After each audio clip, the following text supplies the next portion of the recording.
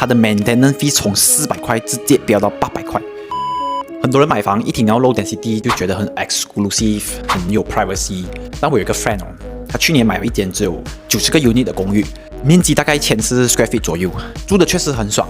结果才住短短1年，他的 maintenance fee 从400块直接飙到800块，整整翻了1倍。为什么会这样？你要明白 ，condo 的电梯要修，泳池要洗 ，security 要请嘎嘎打扫，这些固定的 expenses 哦是不会因为你住户少就变便宜的。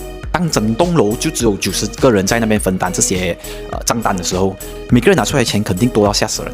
很多 sales agent 会跟你讲 low density 是身份的象征，但他不会告诉你这种尊贵是以后要用每个月的管理费来换。如果你不想供完论了还要供一辈子那么贵的 maintenance fee， 买房前一定要看清楚 total unit、total density 还有它的 facility。如果你现在也面临这种买房的困扰，或者想找性价比比较高的项目，你可以在左边找我的。